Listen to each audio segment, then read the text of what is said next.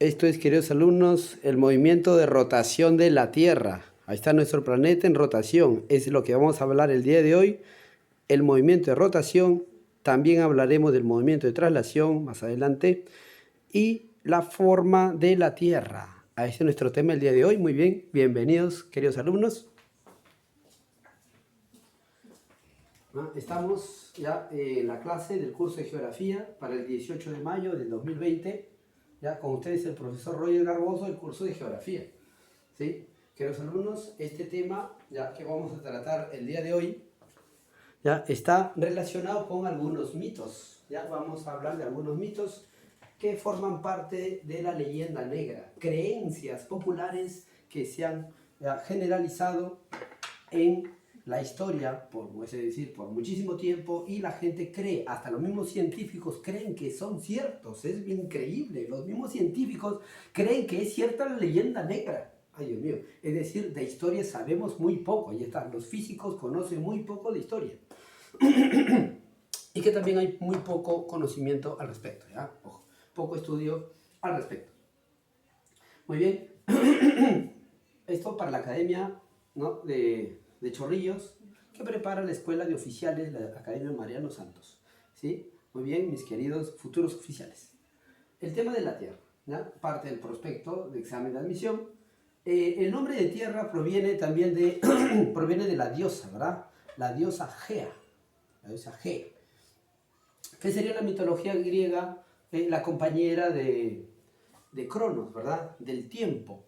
Es así, nosotros colocamos entonces Gea, ¿ya? La madre de los dioses. ¿De qué dioses? Bueno, de los dioses mitológicos, que serían pues Zeus, Poseidón, ¿verdad? Hades, lo que habrán visto también las películas modernas.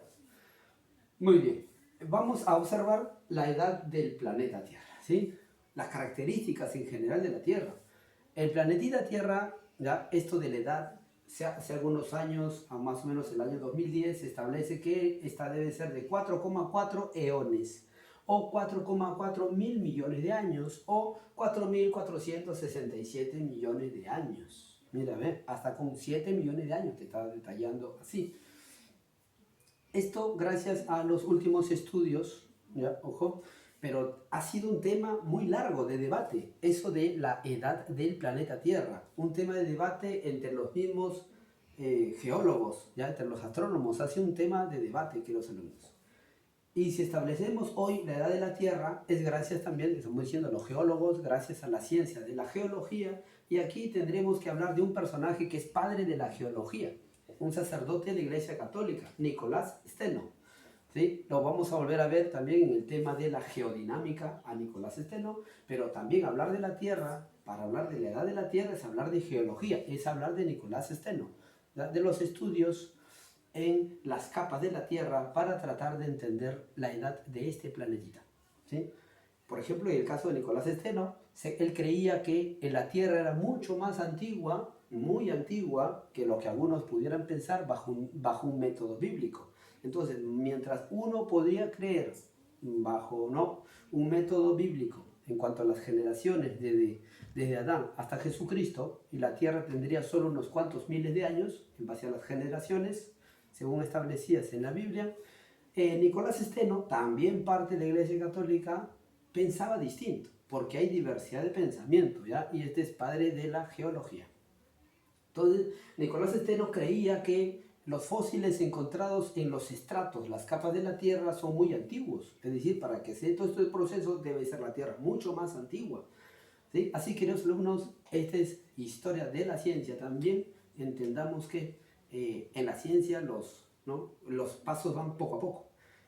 En la Edad Media tampoco lo más importante, el foco céntrico no era la ciencia, ya, ojo, no era el foco céntrico, lo más importante era la felicidad humana, es decir, lo mismo que decía Aristóteles. Aristóteles decía lo más importante es la felicidad del ser humano, y eso es lo que se procura durante toda la Edad Media, que el hombre sea feliz. Esa va a ser la base del estudio, ¿ya? Yo creo que la felicidad más importante es ser feliz que es tener conocimientos. Tú puedes conocer mucho, pero eres infeliz. Y yo puedo conocer muy poco, pero ser feliz. Entonces, queridos alumnos, más importante que la ciencia es vivir bien, lo que se procuró en la Edad Media, ¿ya? Entonces, queridos alumnos, tendremos ahí la edad de la Tierra ha sido todo un tema de discusión, ¿ya? Y hasta hace poco tiempo y se sigue modificando los números. Claro, ya no tanto, ¿no? Ya más o menos sabemos. Recordemos que el universo, tenemos que saber que el universo tiene 13.7 eones y la Tierra tiene 4,4 eones, es decir, la Tierra es bastante antigua. El satélite que acompaña a nuestro planeta, lo tenemos acá, el satélite es la Luna, ¿verdad? El nombre que le dieron los romanos, pero los griegos lo pusieron el nombre de Selene. Sabemos ya o tenemos que saber que los romanos asumen los conocimientos de los griegos, pero más allá, a los romanos les importó muy poco profundizar en el conocimiento de los griegos. Bajo ese punto de vista, alguien puede decir que ahí inicia el decaimiento cultural, porque los romanos no prosiguieron el desarrollo científico. Lamentablemente, muchos le echan la culpa a la Edad Media y eso se llama leyenda negra. Ya, ojo, hay que saber sí que los grandes conocimientos que tuvieron los griegos, bajo el mismo panorama prácticamente, pero que los romanos tenían otra visión, ¿sí? En el caso de algunos griegos, ya van a llegar en un importante conocimiento científico, hasta el día de hoy muy importante. Los romanos tenían otra visión, ellos querían ser dueños del mundo, a ellos les importaba la guerra, les importaba comer, ¿no? Y pasarla bien, así. Entonces, cada cultura tiene sus diferentes planteamientos de vida, ¿ya? Muy bien. En cuanto a la superficie de la Tierra, decimos 510 millones de kilómetros cuadrados. Esto lo separamos en aproximadamente 29% de la superficie de la Tierra es continente y el resto, un 71%, sería océano. Hay que establecer que esto es importante para el desarrollo de la vida como lo conoce la ciencia. Aquí vamos a hablar de ciencia, no de ciencia ficción. ¿Sí? De ciencia, no de ciencia ficción. ¿Cuál va a ser la diferencia? La ciencia es lo que está comprobado y ciencia ficción, tú y yo podemos hablar lo que queremos, ¿ya? Pero eso no es la ciencia. En este curso de geografía mi persona habla de ciencia. ¿Sí, queridos alumnos? Ahí está la riqueza de mi aporte, al menos de modo particular. No hablemos de ciencia ficción, sino de ciencia. Y entonces, queridos alumnos, se sabe que para el desarrollo de la vida de este planeta tiene que haber mayor superficie oceánica que superficie continental, ¿ya? Si es que fuera al revés, no se permitiría el desarrollo de la vida, de hecho como nosotros la conocemos, ¿ya? Ojo, porque nosotros conocemos esta vida y también de hecho conocemos de tal manera los principios físicos, ¿ya? Que también tenemos que decir en cuanto a otros planetas. Muy bien. Entonces tendremos que es importante la cantidad, el porcentaje, que tiene que ser más superficie oceánica para que haya vida en un planeta que superficie continental. Esto porque el océano es un gran regulador de la temperatura, cosa que no son los continentes. Los continentes te dan un clima muy extremo, de calor y frío, no permitiéndose con facilidad el desarrollo de la vida, mientras la gran superficie oceánica permite un equilibrio térmico ya en el planeta, una estabilidad, y así la teoría de la evolución tiene mucho que decirnos entonces. La densidad del planeta. Decimos que el planeta es número 1 en densidad de todo el sistema planetario solar. Esto sería un 5,5 o 5,5 gramos por centímetro cúbico, estableciendo que el agua es densidad 1. Entonces nuestro planeta sería 5,5 veces más denso que el agua en promedio. El planeta que se parece en eso a la Tierra es Mercurio, con 5,4. Gravedad, ¿no? La gravedad de la Tierra se establece que es un G, una gravedad terrestre. Esto sería 9,81 metros por segundo al cuadrado, ¿ya? El promedio, digamos, un G. Pero hay que saber que la gravedad de la Tierra no es igual en todo el planeta.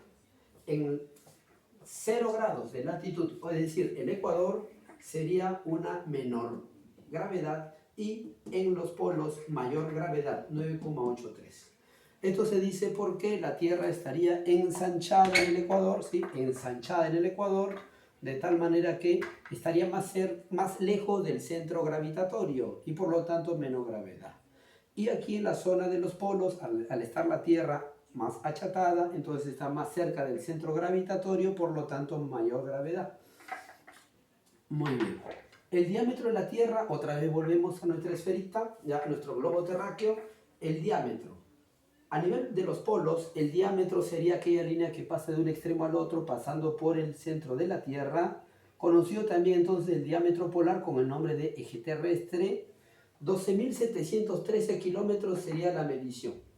Y si medimos el diámetro de la zona ecuatorial, sería 12.756, es decir, 43 kilómetros más que el diámetro polar. Esos 43 kilómetros los separamos entre dos hemisferios y nos sale aproximadamente unos 21,5 kilómetros. Estamos dando de hecho números exactos, ya para hacerlo más fácil. Esto sería el diámetro de la Tierra. Radio ya sabes que es la mitad. Ahora, establezcamos que también se coloca de que el achatamiento o la deformación del planeta es un 0,0, es decir, es casi nada. Para nuestro ojo es perfectamente esférico, ¿ya? Pero ha podido ser medido desde el interior de la Tierra en las épocas de Newton y Cassini.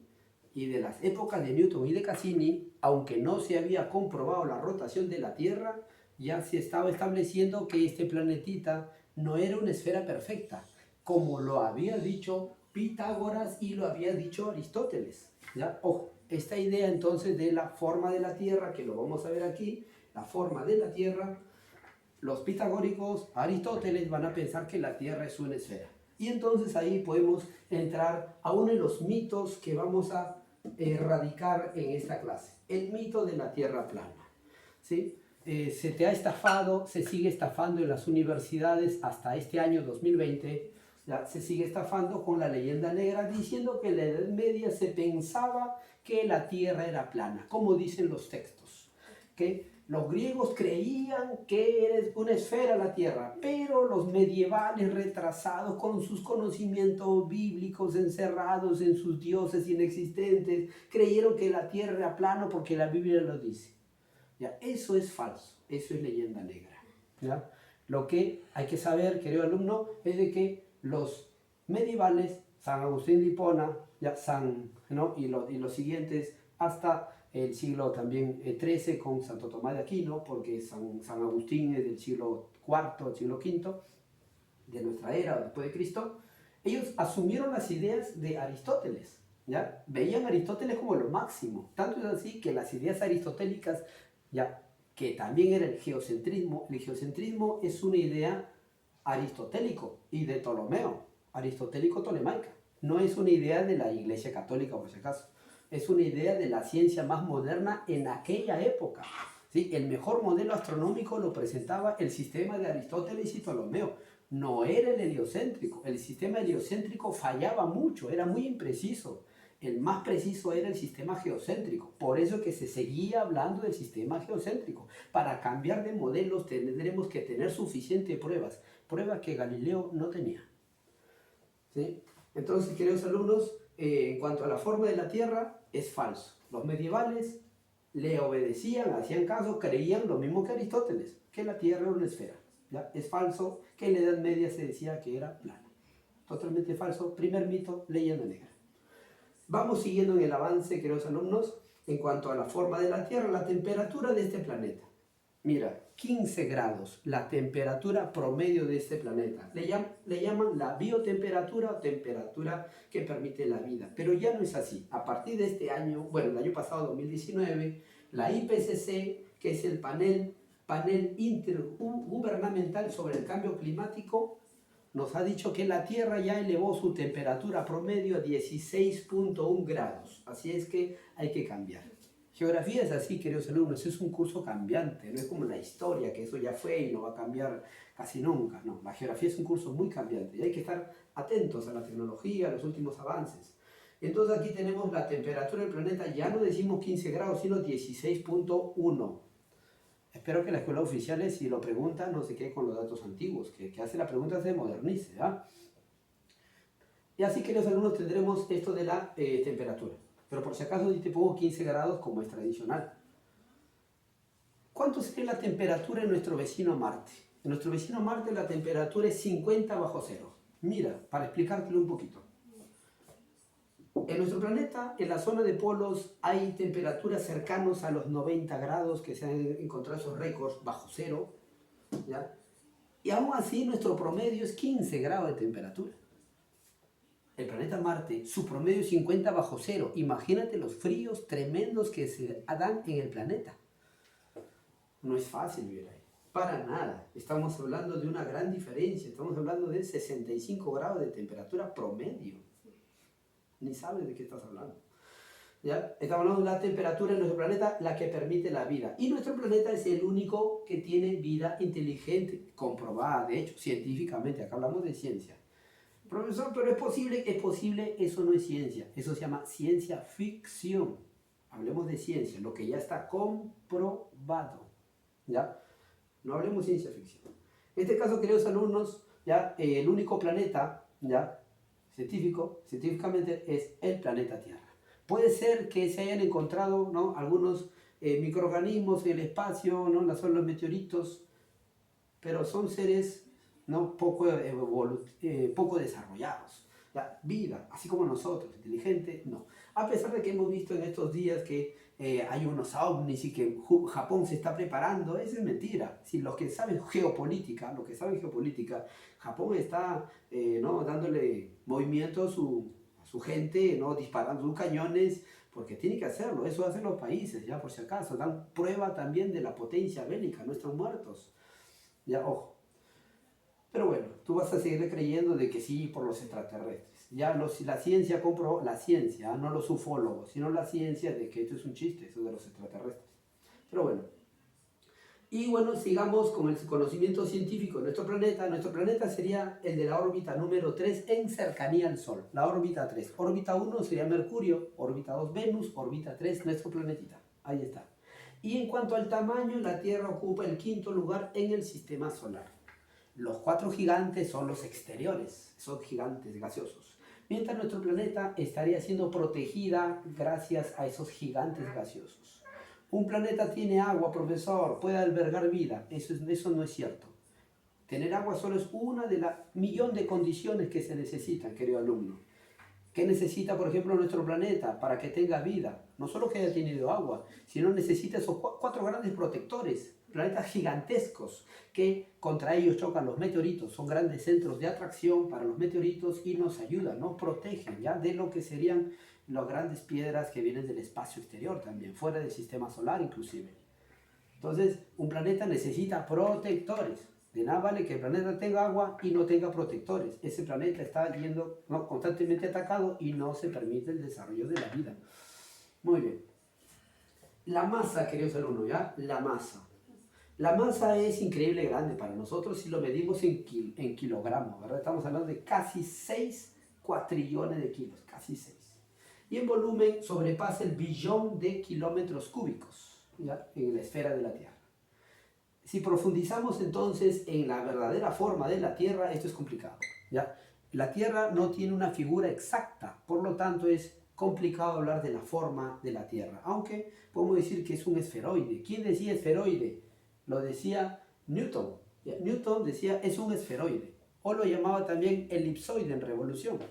¿Ya? ¿Qué decía Aristóteles? Esfera perfecta. ¿Qué decía en la Edad Media? Esfera perfecta, como Aristóteles.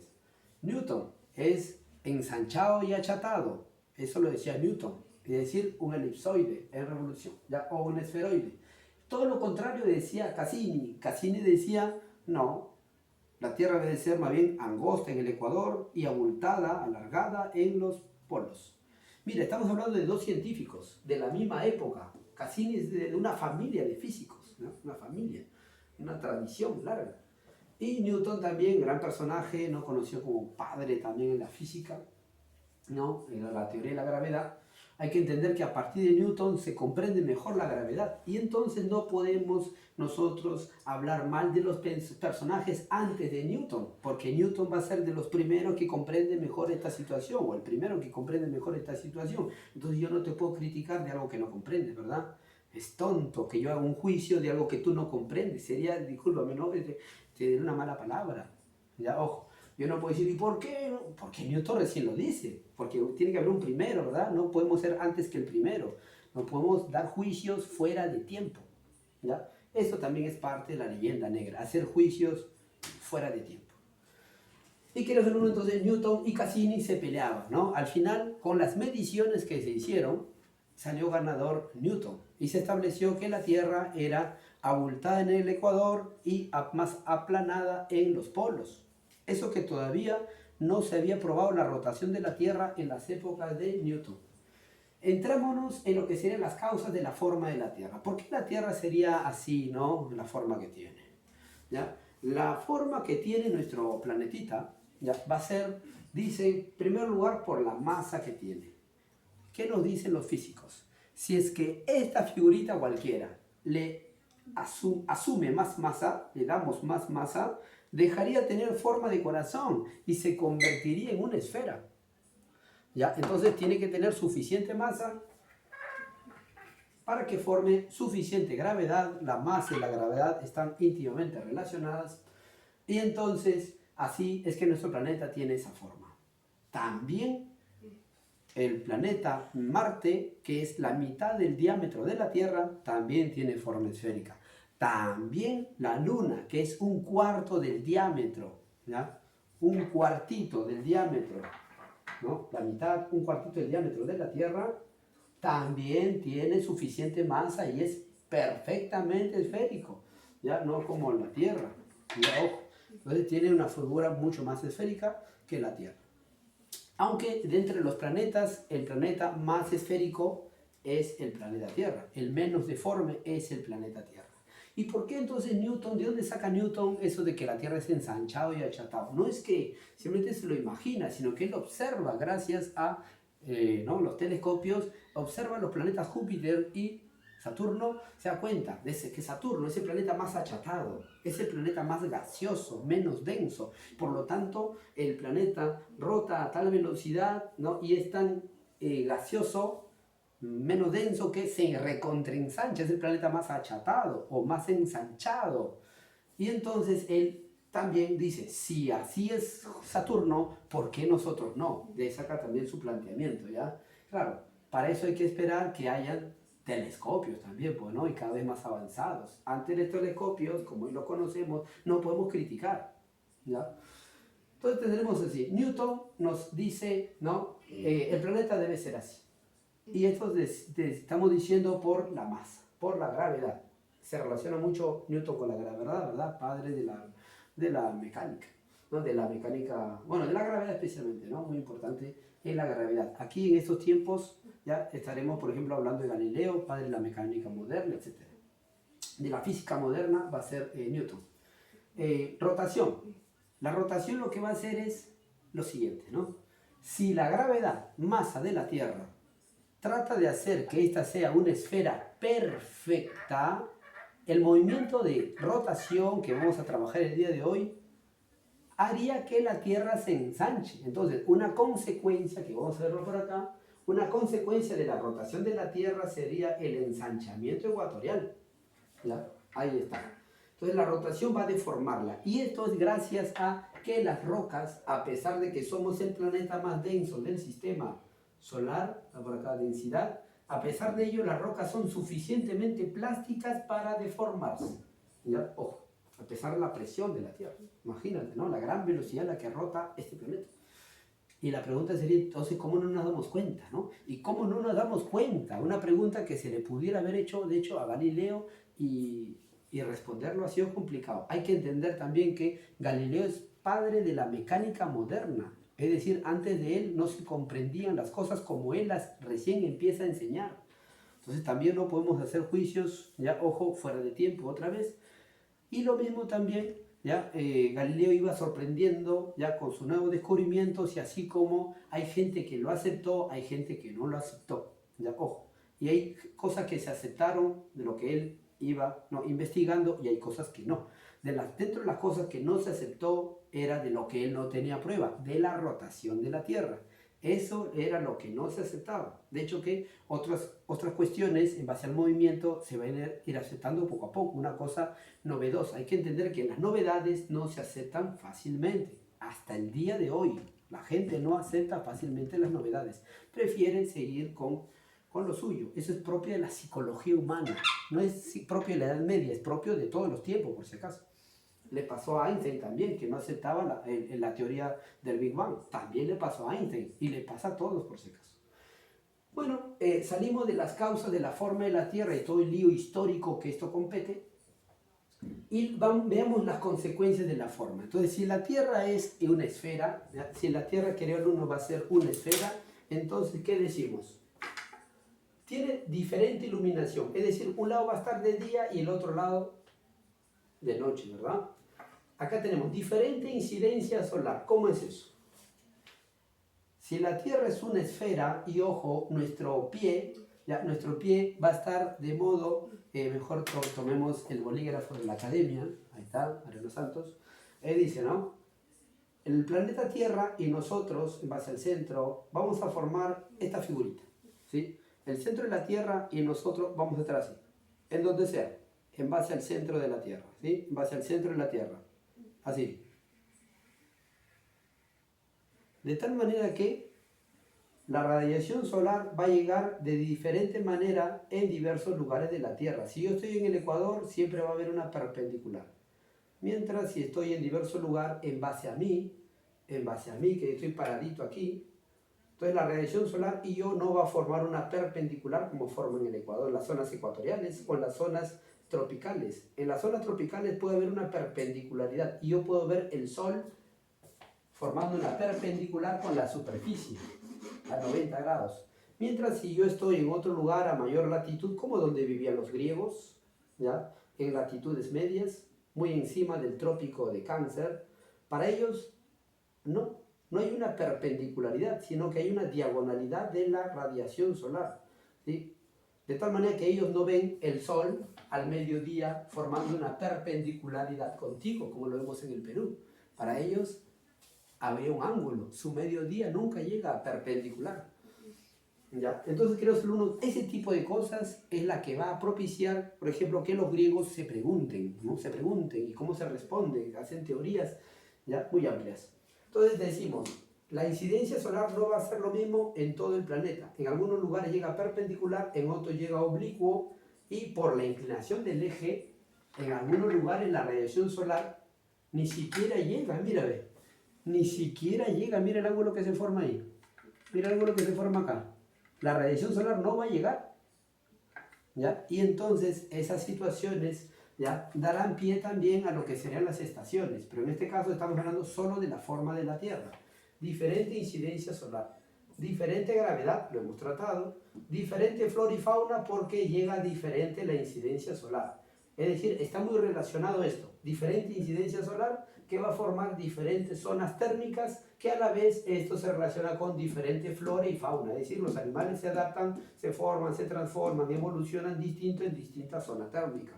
Entonces, diferentes zonas, ¿no? Que puede ser la zona tropical, la zona templada y la zona polar, entonces diferentes flora y fauna. Son consecuencias de la forma de la Tierra, ¿ya? Ahora, veamos las pruebas, ¿ya? De la forma de la Tierra.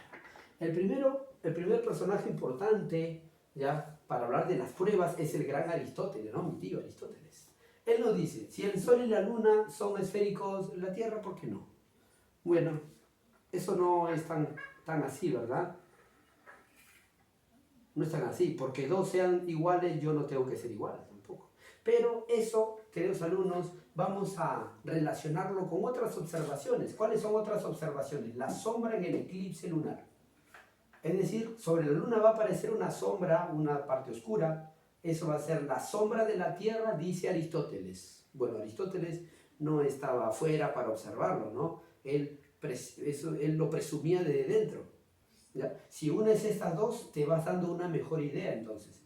La sombra que aparece en la luna, en el eclipse lunar, obviamente, debe ser nuestra sombra, dice Aristóteles. Y luego también se sigue avanzando en ¿no? Tú recuerdas que Aristóteles es padre de la filosofía, padre de la lógica, ¿ya? Entonces va haciendo su razonamiento.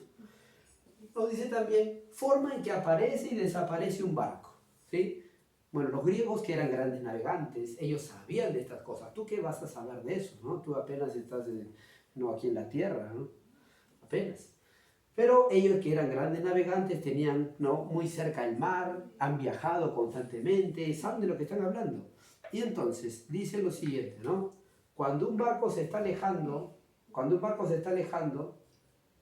a su vista desaparece primero, ¿no? Aquí tienes el barco. A medida que se va alejando el barco, va desapareciendo la parte de la base del barco y solo se observa el mástil. Y cuando se acerca un barco, va aumentando el mástil hasta que a medida que ves la quilla o todo el barco. Entonces, ¿en qué figura geométrica se observa esto? Dice Aristóteles, ¿ya? Dicen los griegos antiguos, dicen en una esfera. Entonces, debe ser una esfera, ¿ya? El aumento del horizonte con el ascenso del observador, igual también. Si tú estás en un primer piso, ¿no? De repente en un primer piso, cuando vas subiendo el segundo, tercer, cuarto piso de la academia, ¿sí?, cuarto, quinto piso de la academia, tú te vas a dar cuenta que cada vez más y más lo que realmente es la escuela de oficiales. Te cuento que es bonito, bastante verdecito, van a mejorarlo, todavía dicen. Pero así, ¿no? Yo estoy en el primer piso, apenas veo la fachada. Y a medida que voy subiendo en los pisos, voy viendo como que el horizonte se amplía, ¿ya? En zonas y épocas de los griegos, ¿ya?, donde había menores construcciones, las ciudades eran más pequeñitas, era fácil ver los horizontes y se observa mejor. En el mar también se observa, ¿verdad? A medida que yo estoy subiendo hacia el mástil, subiendo por la vela, va aumentando el horizonte, es decir, da una apariencia de curvatura, nos decía, ¿verdad? Mira cómo van haciendo sus observaciones y dice, toda materia cae también hacia un centro común, ¿ya? Toda materia cae hacia un centro común. Entonces, a pesar, dice que en la Tierra el Sol no llega siempre de la misma manera, ¿ya? Ojo, es decir, queridos alumnos, lo podemos observar de esta manera. El Sol aquí en el Ecuador puede llegar perpendicular en cualquier hueco de la Tierra, en cualquier orificio, da al centro. Pero la incidencia distinta de la radiación solar va a hacer que en otros lugares llegue un ángulo distinto, ¿ya? Dado que se da una radiación solar de la misma manera, ¿ya? La radiación solar se da siempre de la misma manera para la Tierra, y entonces el ángulo que se va formando es distinto. Y entonces nos dice, a pesar de que el ángulo, ¿ya?, de sombra es distinto en diversos lugares de la Tierra, a pesar de ello, todo lo que cae, cae hacia un centro común. Entonces nos dice, debe ser una figura esférica, geometría. Ya, queridos alumnos, así, toda materia cae hacia un centro común. En un hemisferio no se ven los eclipses del otro, ¿verdad? Claro, los eclipses que se dan en Asia no se ven en América, ¿verdad? Ni al mismo momento. No se dan al mismo momento, ¿ya? Eso, queridos alumnos, también, ¿ya? En la época de los griegos ya se iba hablando de estas cosas, ¿ya? En un hemisferio entonces no se ven los eclipses que sí se ven por el otro. Y luego también hablamos de modo especial la circunnavegación de Magallanes, ¿verdad? Como Magallanes ya hace su tremendo viajecito, ya ahí está, la circunnavegación de Magallanes, que lo terminará Sebastián Elcano. Esto, queridos alumnos, porque se quería llegar, ¿verdad?, hacia las Indias, se quería terminar el viaje que Colón había quedado inconcluso. Colón se quedó aquí por América, no llegó a más, ¿ya? Y el que termina de darle esa vuelta, te repito, inconcluso, va a ser Magallanes, y más perfectamente el Sebastián Elcano, porque Magallanes va a morir, ¿verdad?, en Filipinas. Y lo que recién se considera la prueba irrefutable, donde ya ningún ser humano debería dudar de la forma esférica de la Tierra, es videíto manda, ¿verdad? Como dice, ¿no? Hasta que la foto te separe, ¿no? Hasta que el videíto te separe. Así que el uno sería entonces la foto del Apolo 8 de 1968, estamos hablando del siglo XX, recién llega la prueba irrefutable de la forma de la Tierra. Ya, a pesar, te digo que en la Edad Media también se afirmaba con Aristóteles que la Tierra era una esfera.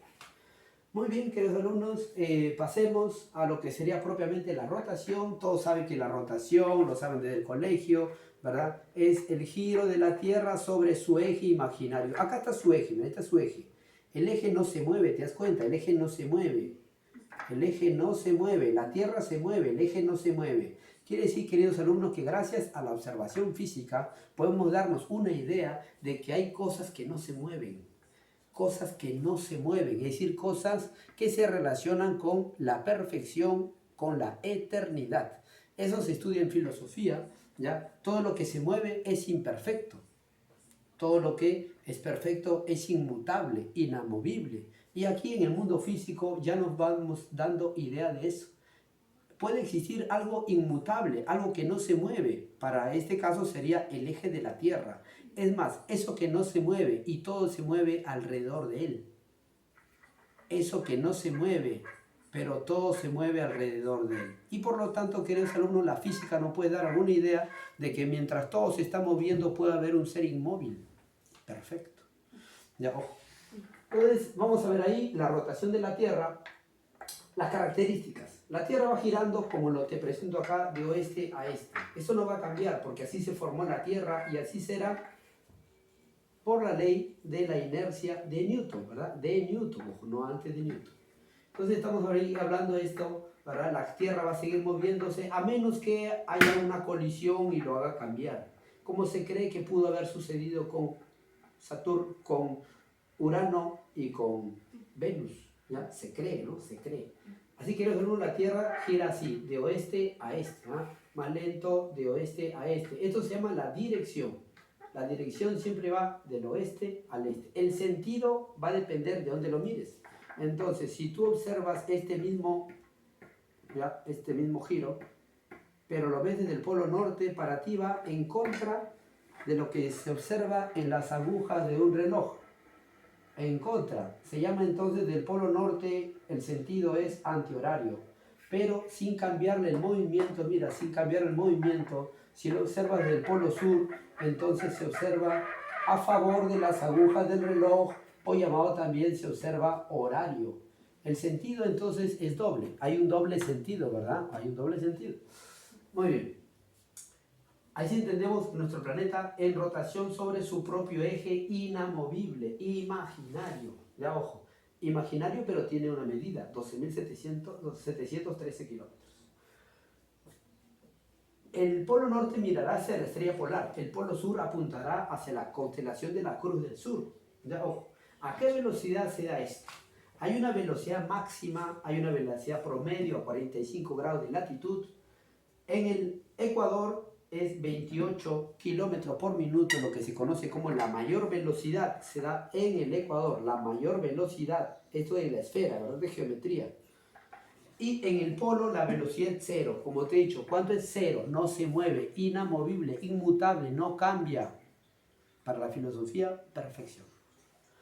Queridos alumnos, tendremos aquí entonces, ya la velocidad es variada, no es uniforme. Tú no puedes decir, ¿cuánto es la velocidad de rotación de la Tierra? Es 28. No es 28, es variada. Ya, en el Ecuador es 28 y en la máxima, 28,16 kilómetros por minuto. ¿Ya? Si lo queremos transformar esta velocidad a por hora, porque está por minuto, en fácil número 28, si lo queremos transformar a por hora sería un número mayor. Multiplicamos 28 por 60, ¿verdad? Minutos, sabemos que es una relación de 60 y entonces decimos 28 por 60 es 1680 kilómetros por hora. Miren la velocidad a la que se mueve la Tierra y no te das cuenta. 1680 kilómetros y no te das cuenta. Y esa es la pregunta que se le pudiera haber hecho a Galileo, ¿verdad? Si tú dices que se mueve, entonces ¿por qué no lo notamos? Son cosas que para la gente de la época eran muy difíciles de comprender, ¿verdad? Hasta el día de hoy inclusive. Yo te aseguro que tú no tienes prueba de la rotación de la Tierra. Te lo aseguro. ¿Ya? ¿Cuánto demora esto? Es lo que sería la duración. ¿Cuánto demora un día? ¿Cuánto dura o demora un día? Y hay varios tipos de día. Tendremos el día sideral, que es 24 horas. El día solar, que también dura 24 horas. ¿Cuál va a ser la diferencia entonces entre el día civil y el día solar? Mira que el día civil es el que utilizamos nosotros, ¿ya? Los civiles. Y el policía también es civil, por si acaso, aunque tiene corazoncito de militar, pero es un civil. Ojo, ahí tenemos que son unos civil. 24 horas. ¿Dónde inicia, dónde se cuenta el día civil, el de todos los mortales? A las 00 horas, es decir, la medianoche, ¿no? Las 24 horas, que es lo mismo que las 00 horas. Y el día solar se inicia a partir del mediodía. ¿Y cuándo termina? 24 horas después, es decir, al mediodía del día siguiente. Hay que recordar que existe todavía el reloj solar, ¿ya? Una manera de ubicarnos en el espacio y en el tiempo, ya ojo, aunque sabemos ¿no? por algunos conceptos que viene inclusive de San Agustín, ¿no? San Agustín ya poco más le faltó decir que el tiempo no existe. Hoy sabemos que el tiempo no existe. Ya ojo, aunque Einstein cree que el tiempo es tan real como mi globo terráqueo. Einstein también estaba zafadito de la cabeza. A pesar de que Einstein ya dice que el tiempo es tan real, en realidad se contradice, porque también casi le falta decir que no existe, pero después dice que sí existe, entonces como que él se contradice, ¿ya? Ojo. Es más, para él es tan real el tiempo y el espacio, como no tan real el tiempo como el espacio, que se dice que se puede viajar a otro lugar por un agujero de gusano, cosa por el estilo, como para decir que para él el tiempo inclusive puede adelantarse y retrocederse, es decir, Einstein te está diciendo que el tiempo es tan real como mi globo terráqueo. Entonces Einstein es un personaje que ni siquiera él comprendía lo que estaba hablando, de hecho es algo muy complicado. Hablar de la rotación de la Tierra también es algo muy complicado. Entonces, queridos alumnos, ¿qué cosa va a ser este día solar? Eso va a ser el cálculo a partir de un mediodía y termina el siguiente mediodía, ¿ya? ¿Y qué cosa sería el día solar medio? Hay que entender que el día solar no siempre dura lo mismo, ¿ya? Eso porque, por ejemplo, por la luna. La luna ya va a darle ya condiciones distintas a la Tierra. Lo mismo también la órbita de la Tierra, no es un círculo perfecto, tiene sus variaciones. La gravedad de la luna alrededor ya de la Tierra, formando las diversas fases, eso hará que ya el día no siempre dure lo mismo. Entonces vamos a sacar un promedio de todos los días del año y lo vamos a llamar el día solar medio, que dicen que es aplicado en los relojes. Y el día sideral es conocido como el día exacto. El día sideral va a tener, lo vas a marcar así en tu examen, esto es lo que colocamos, 23 horas, 56 minutos y 4 segundos, ¿ya? ¿Qué cosa sería el día sideral? El paso de un meridiano, ¿ya? Como estos, un meridiano sobre una estrella, ¿no? Por una estrella, el paso de un meridiano cualquiera en dirección a una estrella cualquiera, y eso sería, ¿no? Entonces, vamos a tomar el meridiano del Perú. El meridiano del Perú da la vuelta y vuelve a observar la misma estrella, ese es el día sideral, ¿sí? El paso de un meridiano por la misma estrella, o 2 veces por la misma estrella. Muy bien. Profesor, ¿y esto del segundo? El segundo es una medida que ha variado a lo largo del tiempo, querido alumno.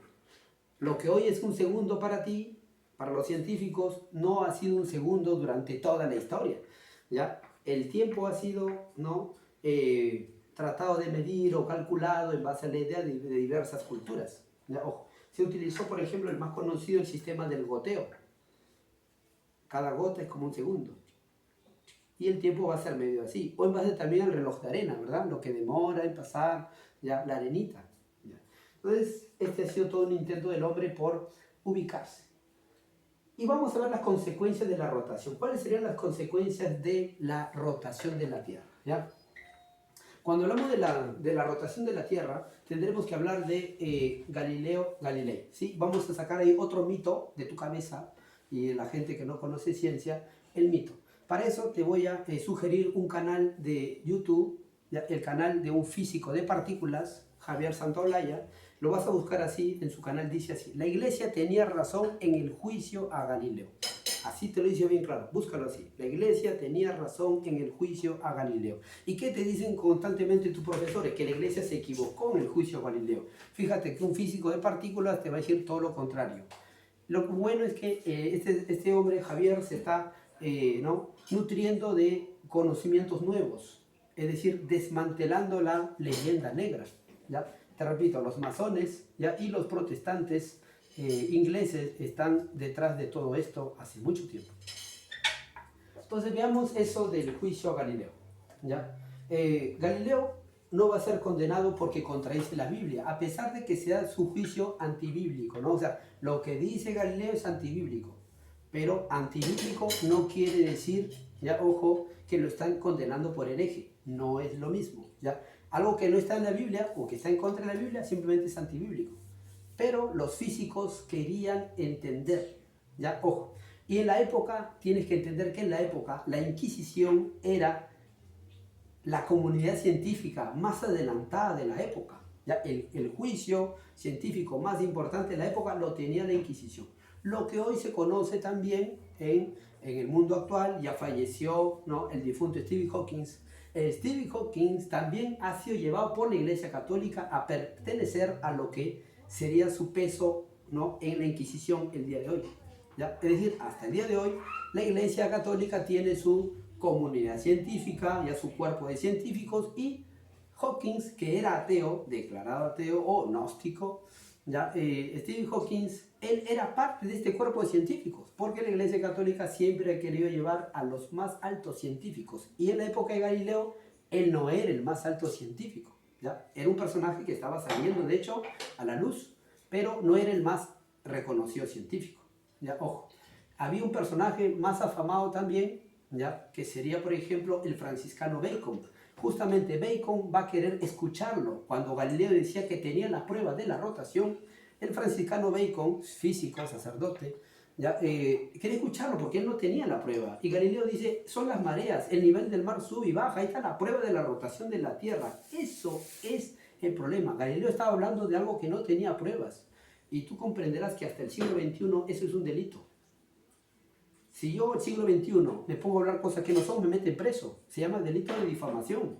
Y Galileo estaba por ese camino, entonces también debió merecer lo que hasta el siglo XX, siglo XXI se da. Entonces hay que hacer juicios en base al derecho de la época y el derecho actual. Si quieres hacer un juicio histórico, tienes que hacer, ¿no?, uso del cerebro. ¿Ya? Ojo. Entonces, queridos alumnos, Galileo estaba hablando de algo sin tener pruebas y no estaba yendo en contra de la Biblia directamente, sino que la Biblia compaginaba con lo que decía la ciencia más moderna, la ciencia aristotélica tolemaica. Y si tú quieres comparar el sistema geocéntrico y el sistema heliocéntrico, el sistema geocéntrico era más predictible que el sistema heliocéntrico.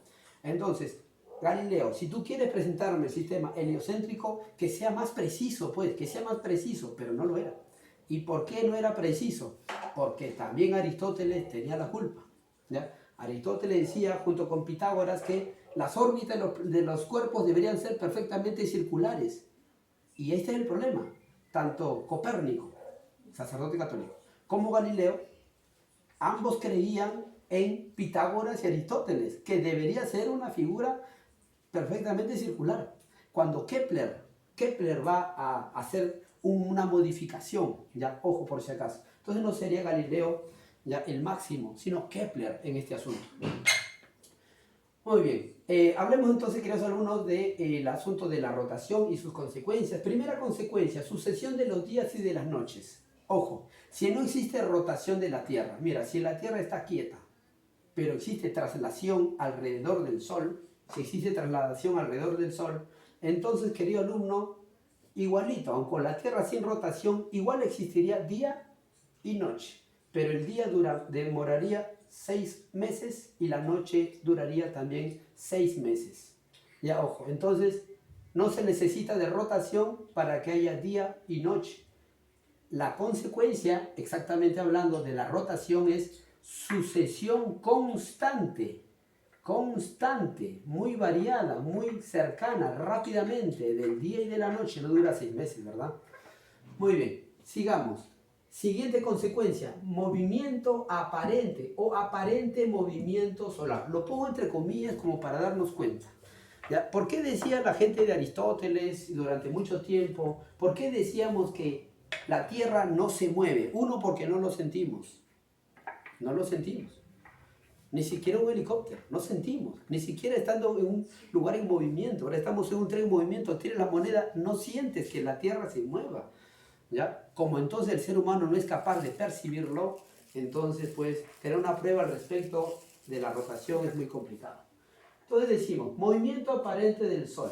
¿Qué decían los antiguos? ¿No? ¿Qué decían? Nosotros vemos que el Sol sale por el este y se oculta por el oeste. Vamos a poner que estamos acá de Perú.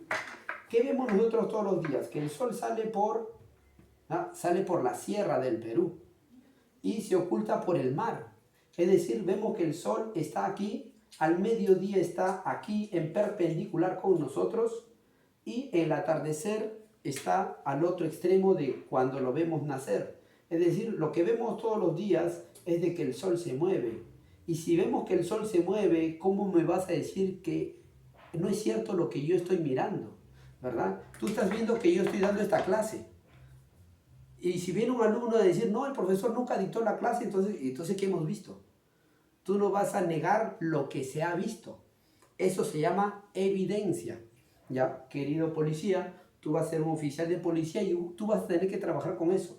Existen cosas que son evidencias y existen cosas que son pruebas. ¿Ya? Tú viste que está la droga en el bolsillo de alguien. ¿Eso es una prueba o es una evidencia? Eso es una evidencia. Ya, ojo, no es una prueba. Ya, ojo. Bueno, eso lo vas a profundizar ya cuando vayas a la escuela de oficiales, ya, y te lo enseñen. ¿Qué vemos entonces? Lo que vemos nosotros, lo que vemos es lo que vemos, es innegable lo que vemos, pero muchas veces lo que vemos no es la realidad. ¿Ya? En este caso, nosotros vemos que el sol se mueve, vemos que el sol se mueve, pero en realidad era la tierra la que se movía. Y entonces el asunto era comprobar que la tierra se mueve. O el sol se mueve o la tierra se mueve. Pero mientras no se comprueba que la tierra se mueve, entonces mientras tanto le hacemos caso a lo que vemos, que el sol se mueve. ¿Sí? Entonces, queridos alumnos, hoy decimos muy fácilmente aparente, pero eso de aparente no ha sido tan fácil. Puntos cardinales, lo vemos aquí en la gráfica. Si el sol sale por el este, se oculta por el oeste, al frente tuyo es el norte y detrás de ti es el sur. Se establecen los puntos cardinales. ¿Ya? Ensanchamiento ecuatorial, esto por la gran velocidad de rotación de la Tierra se genera una fuerza llamada centrífuga que trata de botar la materia, botar la materia, botarla, lo ensancha, ¿verdad? Lo ensancha como un rum rum, ¿verdad? Como un rum rum. De repente ustedes no conocen, nunca han jugado el rum rum. ¿Ya? Pero bueno, entonces, querido alumno, esto se ensancha. Y como se ensancha por un lado y la Tierra es finita, entonces tiene que achatarse. No puede ser de otra manera, es como un globo, ¿verdad? Jalas el globo por un lado, se deforma por el otro. Eso le sucede a la Tierra y la resultante de la centrífuga sería la centrípeta. También se enciende el campo magnético, es decir, la Tierra va a girar de modo tan veloz que el hierro, ¿ya? El hierro en el núcleo de la Tierra, el manto, ¿ya? En el manto de la Tierra que tenemos magma en movimiento, van a procurar que se encienda un campo magnético. A partir del núcleo externo, ¿no? A partir del núcleo externo va a salir el campo magnético, gracias ya a estos movimientos de convección en el manto. ¿Ya? Y muchas cosas más que lo vamos a profundizar en el tema de geósfera y geodinámica. ¿Ya? La cuestión, queridos alumnos, es de que la Tierra gira tan veloz de que se produce un campo magnético que protege la Tierra. Y esto es gracias a que la Tierra está caliente, etcétera, etcétera. Lo vamos a detallar después. Pero es importante para la vida. Sin campo magnético no hay vida. En Marte no hay este gran campo magnético, así que agárrate, no hay posibilidad de vivir en Marte, porque no tiene este campo magnético protector. Ya, ojo. Diferente hora solar, claro. No solamente es día y noche, sino también diferente hora, ¿verdad? Hora solar. Es decir, el sol va a iluminar primero este lado, este otro lado y este otro lado, poco a poco, en base a la rotación. Y entonces cada lugar en la Tierra tiene una hora distinta, ¿verdad? Y está diferente hora solar. Lo hemos visto también en la clase anterior. Efecto de Coriolis. Esto en 1835 por Gustavo Gaspar Coriolis nos va a decir que el viento y las corrientes marinas, como podemos ver aquí, a ver si lo acerco, en este caso se observan las corrientes marinas, ¿sí? Aquí unas líneas, ya esas líneas en desviación serían las corrientes marinas. En el ecuador, fíjate, se va a mover en el sentido contrario a la rotación. Esto se llama el efecto Coriolis. ¿Ya? Y no solo se observará, dice, en el mar, en las corrientes marinas, sino también en el viento. Es decir, movimiento contrario a la rotación. El efecto de Coriolis. Justamente, queridos alumnos, para aquellos años de 1835, que ya se iba hablando cada vez más de las pruebas de la rotación, pero eso todavía hay que esperar a 1851 para hablar de una gran prueba de rotación de la Tierra, es que en este año se saca de los libros prohibidos el libro de el sacerdote Nicolás Copérnico. ¿Ya? La iglesia lo mete a los libros prohibidos por la culpa de Galileo, porque Galileo estaba hablando de cosas sin pruebas, ¿ya? Si Galileo no hubiera hecho el roche que hizo sin pruebas, el libro de Copérnico se hubiera seguido utilizando, leyendo como si nada, fue la culpa de Galileo. Ya, queridos alumnos, porque hay que entender que el libro de Copérnico justamente llega 100 años después, ya, de su publicación a Galileo, ¿ya? Copérnico publicó y ese libro va a beneficiar a Galileo. No es que la iglesia prohibió el libro de Copérnico, porque Copérnico lo dice bien claro, lo coloca como una hipótesis. Dice algo que es posible, y está bien, mientras no tenga prueba es una hipótesis. Nadie le hizo problema a Copérnico, el problema fue Galileo. ¿Ya? Ojo. Y peor porque Galileo insultó al Papa. Y peor porque el Papa le dio el dinero a Galileo para que publique su libro. Eso es lo que no suelen decir. El Papa le dio a Galileo el dinero, porque era un mecena el Papa, para que publique el libro Galileo. Pero el Papa le dijo, por favor Galileo, ponlo igual que Copérnico, como una hipótesis, no tenga problemas. Pero él no, desenfocado Galileo, en la época, sin tener pruebas, se lanzó y de hecho tuvo problemas como yo los tendría el día de hoy. Si yo me pongo a insultar al presidente Vizcarra, querido oficial de la policía, te aseguro que tú me vas a arrestar. Tú me vas a arrestar si yo hablo cosas sin tener pruebas contra el presidente de la República. Entonces, si eso pasa en el siglo XXI, también pasa pues hace 5 siglos, ¿ya? Desviación de los cuerpos, queridos alumnos, ya en caída libre, ¿ya? Eso también es una consecuencia del giro y la rotación de la Tierra. Las cosas no van a caer siempre en el mismo lugar a grandes distancias, no a pequeñas distancias, ¿ya? En unos 100 metros vas a notar una desviación, cosa que difícilmente tú vas a hacer, porque ¿quién va a estar arrojando objetos a 100 metros de altura? Tú no lo vas a hacer, difícil, ¿verdad? Bueno, pruebas de la rotación, ¿ya? Repito, las pruebas, las que no tiene Galileo, recién va a llegar el siglo XIX. Galileo es de inicio del siglo XVIII, ¿ya? De 1600, siglo XVII, y este es el siglo XIX, o sea, 200 años después de la muerte de Galileo, recién llegaría la famosa prueba del péndulo de Foucault, ¿ya? Y la prueba de la larga exposición fotográfica. El péndulo de Foucault es difícil de entenderlo para cualquier ser humano, ¿ya? Necesitas conocer algo de física o bastante física para que de verdad lo entiendas. Mientras, para que cualquiera lo entienda, ahí tenemos la larga exposición fotográfica. Para eso esperar el siglo XX, ¿ya? Para tener fotos, ¿no? Que puedan unir fotogramas, una computadora que una fotogramas y recién tenemos, ahí sí, ¿verdad? ¿No? No hemos sentido el movimiento, pero ahí se ve el movimiento en las fotos. Entonces, ya la Tierra se mueve. Ya, querido alumno, es también, ya no nos da tiempo para más, para explicar esto, pero ahí está. Queridos alumnos, muchas gracias, espero que te haya gustado. A darle, no, al conocimiento.